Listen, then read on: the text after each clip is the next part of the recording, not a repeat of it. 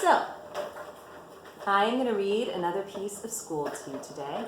And what I want to focus on now is the types of characters. We've talked about character traits, we've talked about setting, we've talked about elaboration, so many different topics. But character traits and types of characters are different. So for example, Capricorn Anderson in school, who we've now met, we know that he's naive.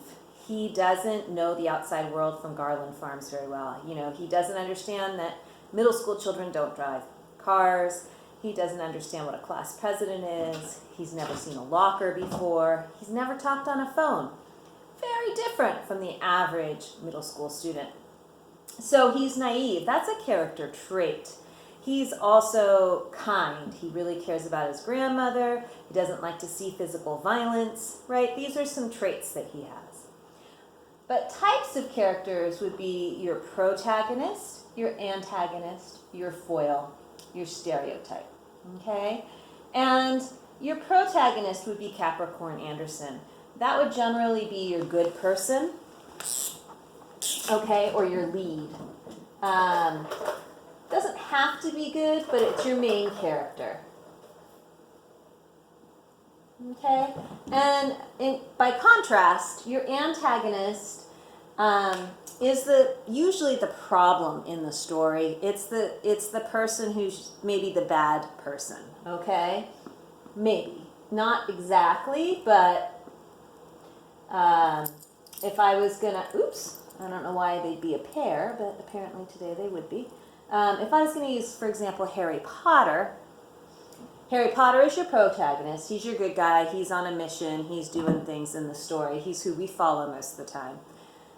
Antagonist in Harry Potter would probably be, the ultimate one would be Voldemort. You could argue for Snape and Malfoy as well, okay? But they could also fall in some other categories.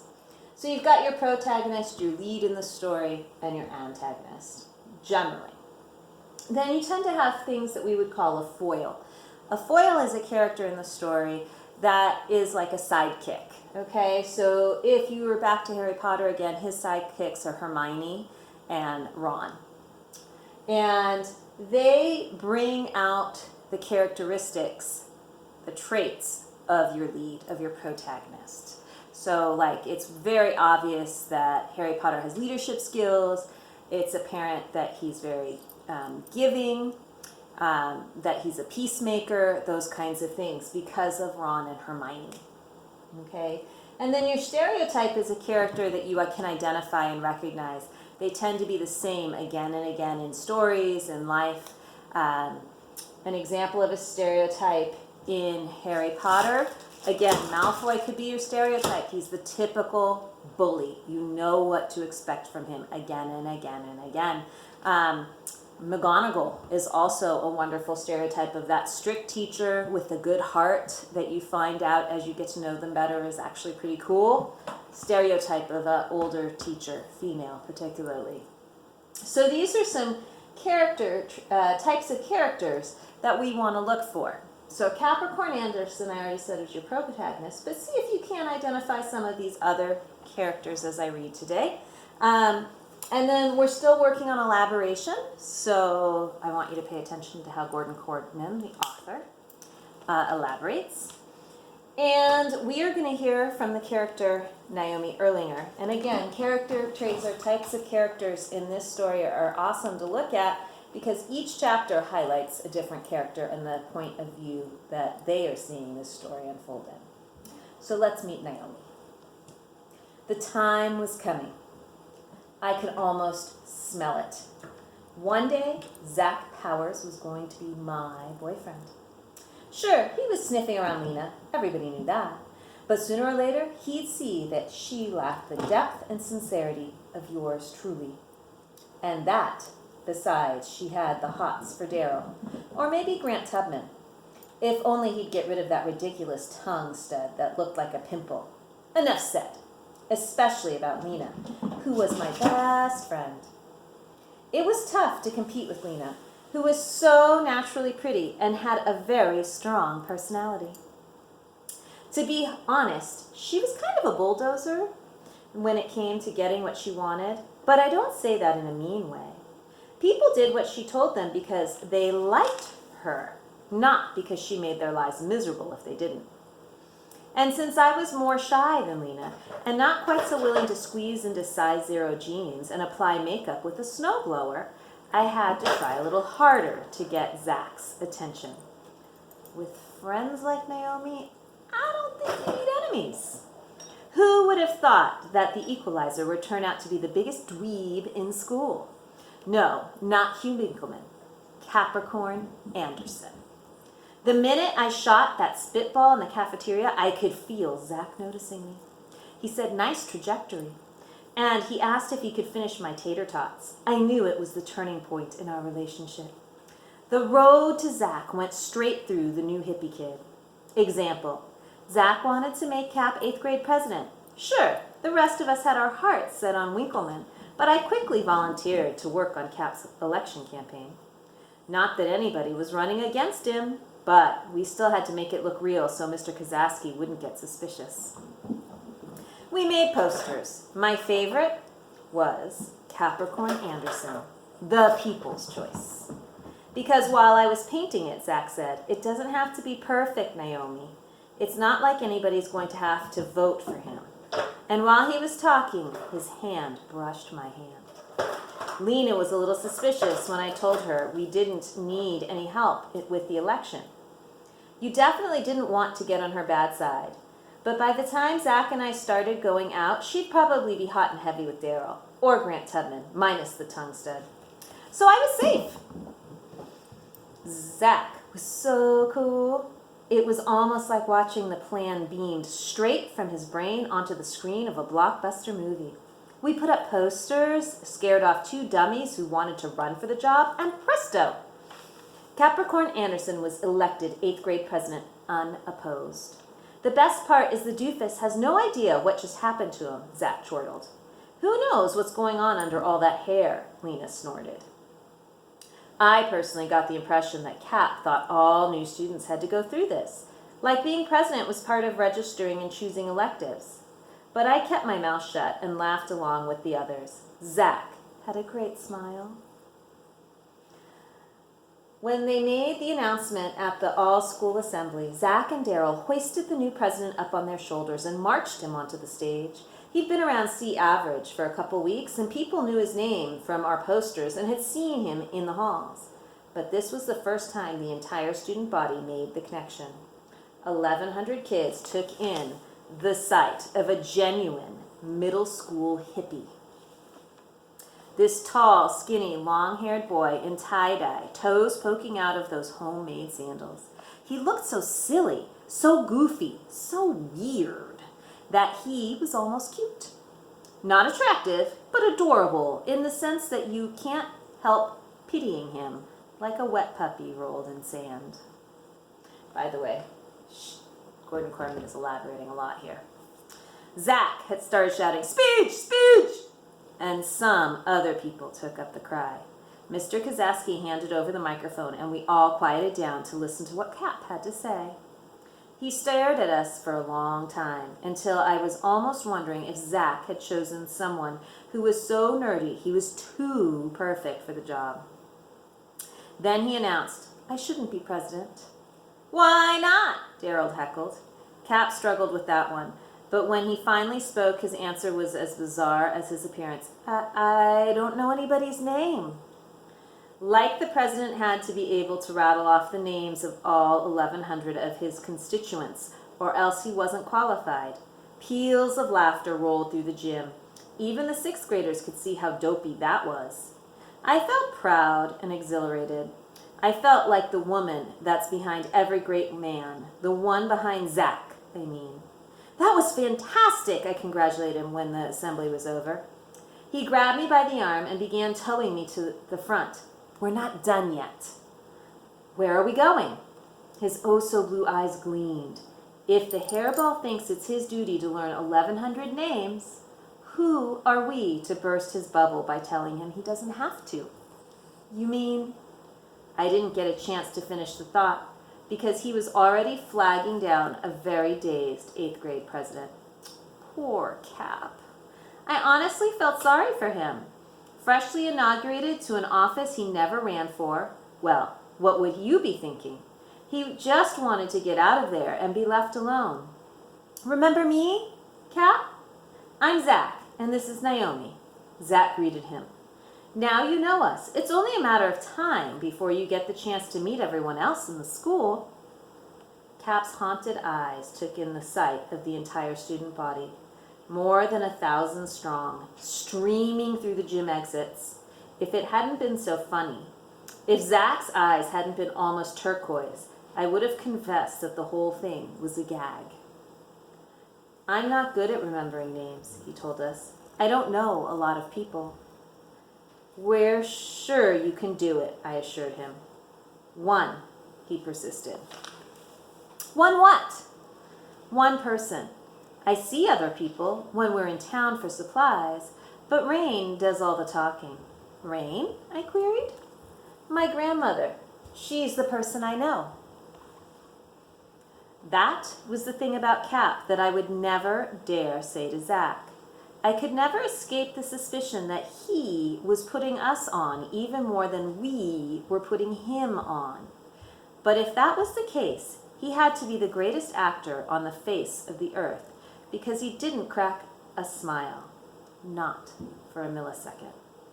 Zach pressed on with his plan, and I pressed on with mine.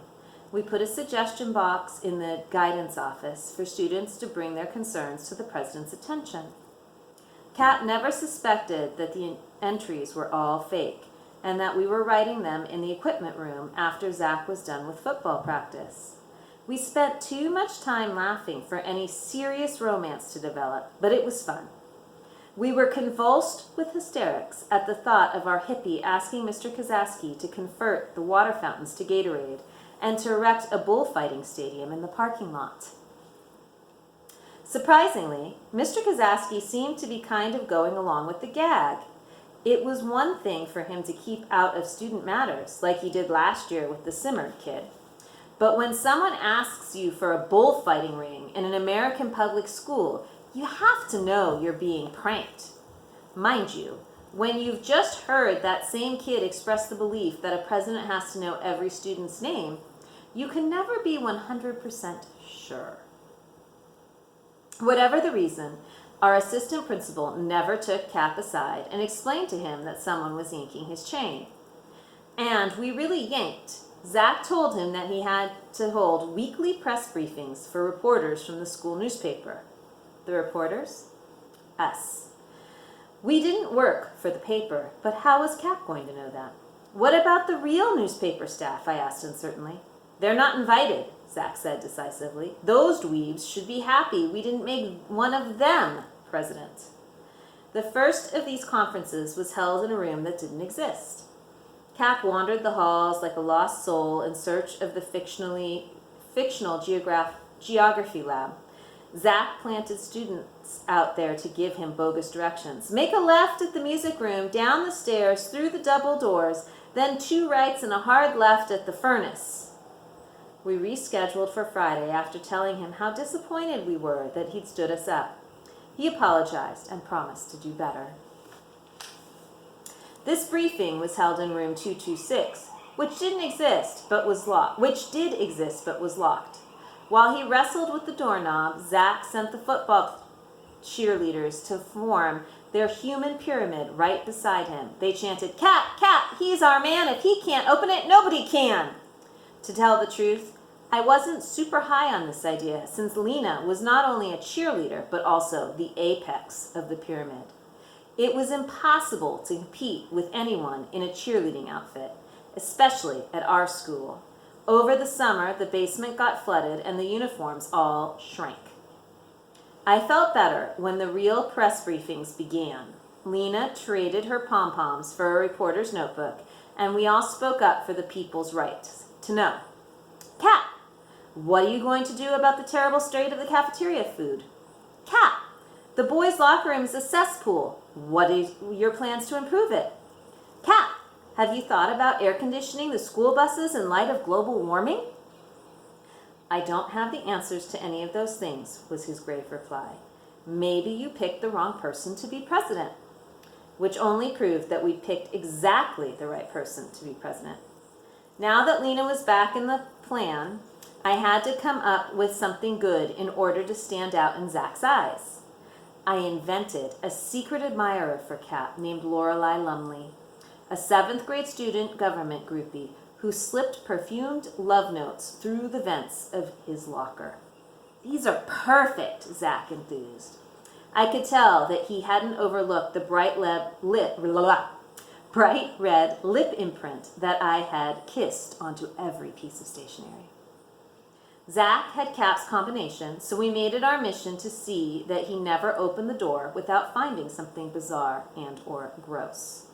It became my favorite part of the day, pressed against Zach in the drinking fountain alcove, waiting to see what Cap would pull out of there next. A rotten banana with a greasy black peel, a goat's brain from the science lab, a Ziploc baggie of Pepto-Bismol, a dead bird. Cap didn't react very much to any of these things except the bird. We watched amazed as he wrapped the small body in a paper towel and marched it straight out the door. He got as far as the flower bed. There, he knelt and began scrabbling with one hand in the soft dirt. Zach peered through the floor-to-ceiling window. "What's he doing? Digging worms?" "That's not it," I said in a tremulous voice. "He's burying the bird." Zach was mystified. "Why?" Cap placed the shrouded little corpse into the hole and covered it tenderly with earth. Then he plucked a couple of daisies and placed them across the tiny grave. He stood up, removed his psychedelic headband from that haystack of hair, and bowed solemnly. The smart move definitely would have been to hang back with Zach and make fun of the performance. But something came over me. I still can't explain it. I walked out and stood beside Cap.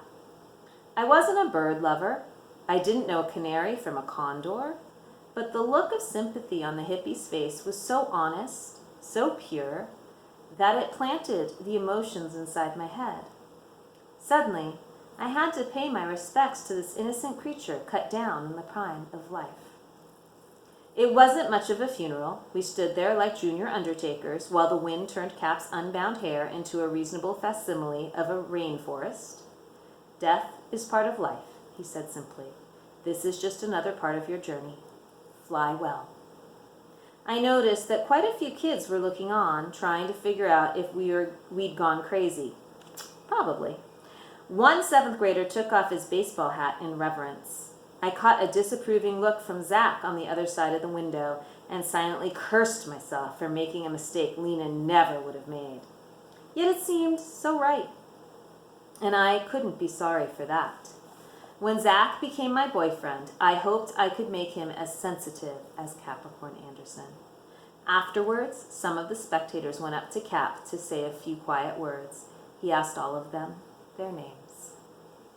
All right, so I hope you notice some different character types possibly, and that you continue to think and jot about these as you read and look at stories, because as you look at narratives, it helps us get a deeper understanding of the book if we pay attention to the types of characters we're encountering, because then we can make comparisons to other books we have read.